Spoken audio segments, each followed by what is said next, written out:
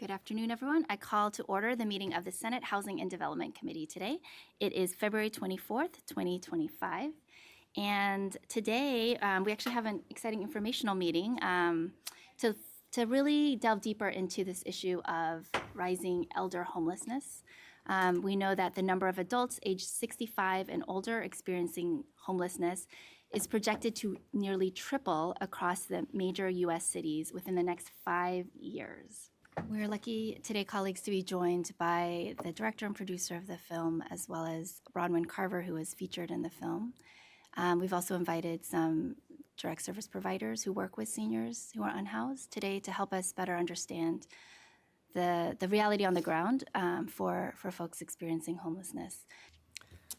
Good afternoon, Chair Pham, Vice Chair Anderson, and members of the committee.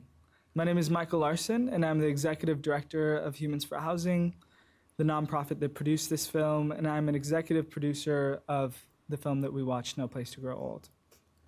I want to begin first by just acknowledging the emotions in this room. These stories are heavy, and the reality is that there are people just like Jerry, Bronwyn, and Herbert all across this state. From smaller towns to bigger cities, there are older adults, 55 and older, who are either right on the edge of entering into homelessness or who are already currently living on the streets. We have heard from many service providers across Oregon that we have partnered with doing and hosting these screenings who have told us that these populations of older adults have continued to increase, while housing advocates continue to point towards the lack of affordable housing in small communities and big cities across the state. This is the fastest growing demographic entering into homelessness today, many of them entering into homelessness for the first time in their lives. As seniors, which inherently comes with already the challenges around their health, but also increased healthcare costs that come alongside older age. At Humans for Housing, we believe in the inherent worth of all humans. We believe that each person is worthy of stable housing, a place to grow old in. And we're at a turning point, one in which we must stop looking away from the increased suffering that is happening on our streets from people who are living outside.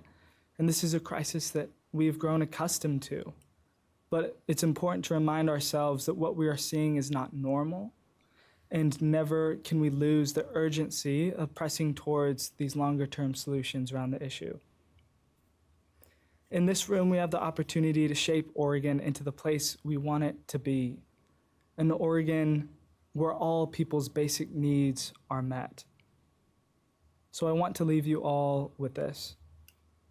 I have this vision that one day I'm gonna have a son, and he'll be about 10 years old, and he'll come home from school one day, and he'll look at me, and he'll ask me, "Dad, at school today we learned that people who were living outside, that they used to live in tents on the side of the roads. Did that really happen?" And I'll look at him and I'll say, "Yes, that did really happen." And then he'll ask me, "Dad, we even learned that some people died while living on the streets. Did that really happen?" And I'll look at him and say, "Yes, that did really happen." And then he'll say, "Well, I've never seen a tent like that, like the ones they showed us in the photos. What changed?" And I'll smile back at him and tell him that there's a group of people that came together around the belief that all people are worthy of stable housing. And they took action to make that belief a reality. This is why we've come, and this is why we've shared the film today. Thank you. Thank you so much. Colleagues, do you have any questions or comments? All right, well, thank you. And next we have Bronwyn Carver. Welcome, Bronwyn. If you could repeat your name for the record. Good day, Chair, Pham, and members of the committee. My name is Bronwyn Carver, and I've lived in Oregon since '98 and since '99 in the Portland metro area. I raised a family. I lived in a unit, a 2-bedroom in Inner Southeast for 15 years. When my children grew out and went to college and grew out of the house, my landlord came to my second husband and I and told us that they would raise the rent from $8.50 to $16.25, which was burdensome at best, impossible at most. Faced with the odds of looking for a new place with 3 pets that I had at the time, could not afford $150 in pet rent for pets who did not work. I could not afford more than $850, $900 at best.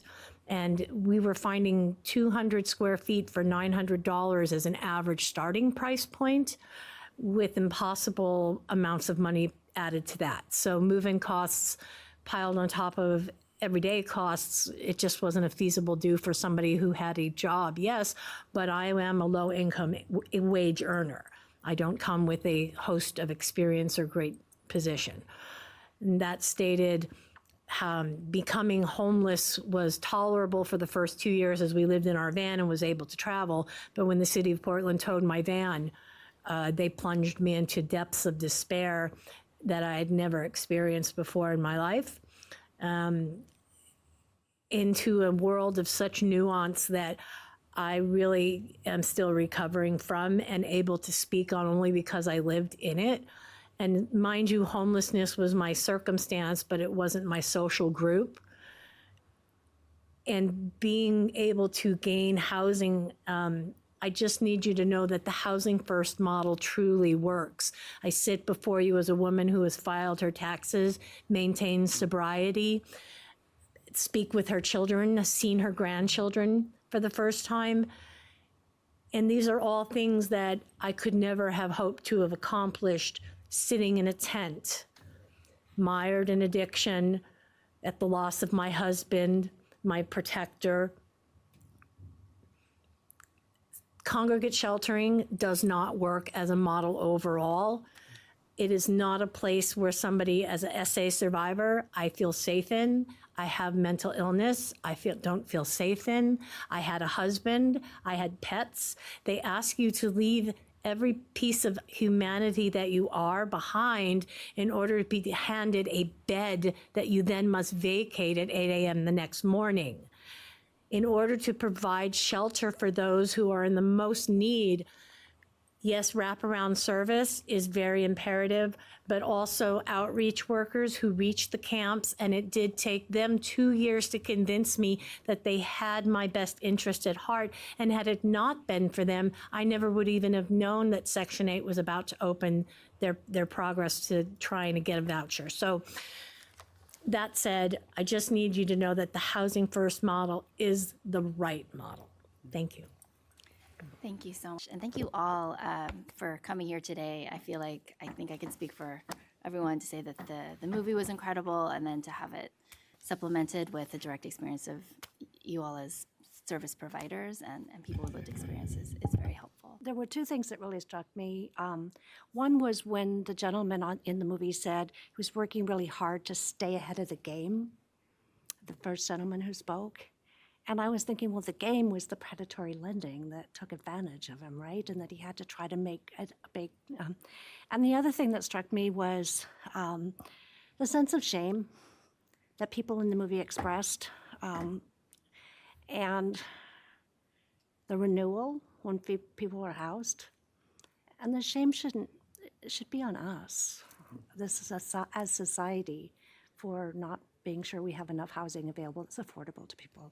And I agree. I also resonated with, who was it that said we're judged as a society by how we treat our most vulnerable? And I think this movie and your comments today really highlight the ways in which we are falling short of our values to take care of seniors and others most vulnerable.